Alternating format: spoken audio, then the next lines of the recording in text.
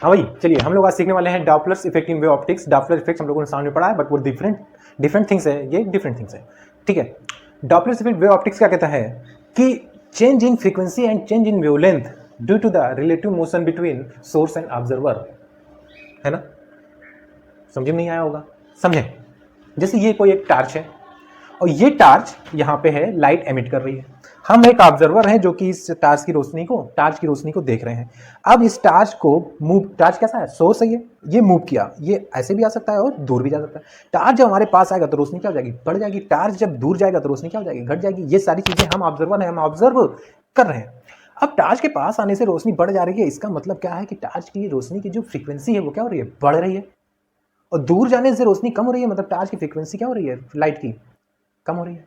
तो फ्रीक्वेंसी अगर कम हो रही है तो इसका मतलब है कि वेवलेंथ जो है, फ्रीक्वेंसी अगर कम हो रही है दूर जाने से, इसका मतलब है वेवलेंथ क्या हो रहा है, बढ़ रहा है। क्योंकि फ्रीक्वेंसी और वेवलेंथ में कैसा रिलेशन होता है, इनवर्स। और पास आने से फ्रीक्वेंसी बढ़ रही है, इसका मतलब वेवलेंथ क्या हो रहा है, घट रहा है। इसको हम लोग समझेंगे। तो Doppler's effect in wave optics simple है, क्या कह सकते हैं हम लोग, चेंज इन वेवलेंथ और change in frequency due to the relative motion between, किसके बीच में मोशन, ऑब्जर्वर एंड सोर्स और ऑब्जर्वर के बीच में मोशन की वजह से क्या होगा, वेवलेंथ और फ्रीक्वेंसी में चेंजमेंट आएगा, वही Doppler's effect in wave optics कहलाता है।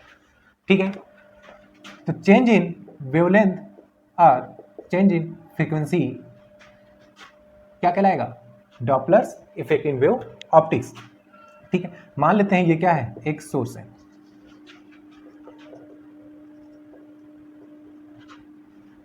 और ये क्या है, ऑब्जर्वर।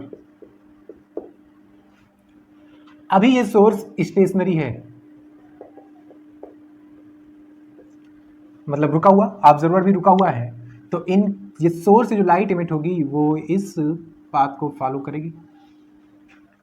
ठीक है, इनका जो वेव डायग्राम बनेगा कुछ ऐसा बन गया, हमने बना दिया है। तो इनके बीच के जो वेवलेंथ हैं वो ऐसे होंगे। इनका वेवलेंथ क्या होगा, लैम्डा, इतना मान लें। अच्छा, अब नेक्स्ट स्टेप में हम क्या कर रहे हैं कि सोर्स को मूव करा रहे हैं किसकी तरफ, ऑब्जर्वर की तरफ। सोर्स को मूव कराया हमने ऑब्जर्वर की तरफ। जब हम सोर्स को मूव कराएंगे ऑब्जर्वर की तरफ तो अब क्या होगा कि ये वेवलेंथ जो है वो क्या हो जाएगा, कम हो जाएगा। वेवलेंथ क्या हो गया, कम। वेवलेंथ हो गया इसका कम। और चूंकि वेवलेंथ और फ्रीक्वेंसी में इनवर्स का रिलेशन होता है, इस वजह से क्या हो जाएगा, फ्रीक्वेंसी क्या हो जाएगी, बढ़ जाएगी। फ्रीक्वेंसी क्या हो जाएगी, बढ़ जाएगी। तो अगर प्रीवियस फ्रीक्वेंसी, पहले की फ्रीक्वेंसी इसकी न्यू रही होगी और नई फ्रीक्वेंसी हो गई न्यू डैश, तो फ्रीक्वेंसी जो बढ़ गई है न्यू डैश वो क्या रहेगी, greater than the initial frequency रहेगा। क्लियर है इतनी बात। अच्छा, कब, जब हमने सोर्स को मूव कराया टुवर्ड्स द ऑब्जर्वर। अब सोर्स को हम मूव करा रहे हैं अवे फ्रॉम द ऑब्जर्वर, ये ऑब्जर्वर है। जब इसको दूर मूव कराएंगे तो क्या होगा, इनका जो वेवलेंथ है वो बढ़ जाएगा। अब देखो वेवलेंथ इतना ज्यादा हो गया, वेवलेंथ इनका बढ़ गया तो फ्रीक्वेंसी क्या हो जाएगी, घट जाएगी। वेवलेंथ के बढ़ने से फ्रीक्वेंसी क्या हो जाएगी, घट जाएगी। और फ्रीक्वेंसी इनकी जब घट गई तो नई फ्रीक्वेंसी न्यू डैश, और पहले की फ्रीक्वेंसी रही होगी न्यू, मान लें हम लोग। तो अब फ्रीक्वेंसी क्या हो गई, घट गई। इसका मतलब new dash is less than the new, new dash is less than the new. ठीक है, new frequency is less than the initial frequency if source is move away from the observer. ठीक है, अब हम लोग क्या सीखने वाले हैं कि sir red shift, blue shift पूछा जाता है, ये क्या होता है, कुछ नहीं होता है। स्पेक्ट्रम देखो, ये है स्पेक्ट्रम,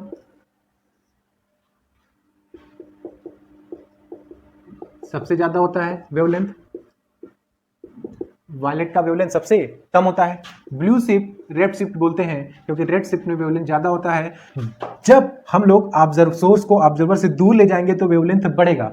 सोर्स को ऑब्जर्वर से दूर ले जाने पे वेवलेंथ क्या हो रहा है, बढ़ रहा है। और वेवलेंथ बढ़ेगा तो शिफ्ट किधर हो जाएगा, रेड की तरफ। तो रेड की तरफ वेवलेंथ ज्यादा होता है, वेवलेंथ बढ़ता है, इस वजह से किधर शिफ्ट हो जाएगा, रेड की तरफ। तो रेड की तरफ शिफ्ट कब होगा, जब वेवलेंथ क्या होगा, बढ़ेगा। और ब्लू की तरफ शिफ्ट कब होगा, जब वेवलेंथ क्या होगा, घटेगा। बट सर यहाँ तो वायलेट लेना चाहिए, ब्लू के लिए है। अरे ब्लू इंडिगो, वायलेट, तीनों लगभग एक ही तरह के होते हैं, तो इस वजह से हम ब्लू को ही कंसीडर कर लेते हैं, कोई प्रॉब्लम नहीं। क्लियर है? तो वेवलेंथ के बढ़ने से रेड शिफ्ट होगा और वेवलेंथ के घटने से ब्लू शिफ्ट होगा, इसी को रेड शिफ्ट और ब्लू शिफ्ट बोलते हैं। अब इस टॉपिक पे न्यूमेरिकल्स भी छोटे मोटे बनते हैं, वो न्यूमेरिकल्स सिंपली एक फार्मूले से सॉल्व हो जाते हैं। फार्मूला है del nu upon nu, change in frequency upon frequency is equal to v radial upon c, v radial minus में, ठीक है। V radial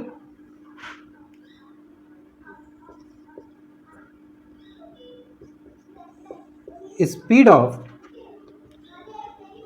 source, c speed of light, जो कि रहता है 3 × 10⁸ मीटर पर सेकेंड।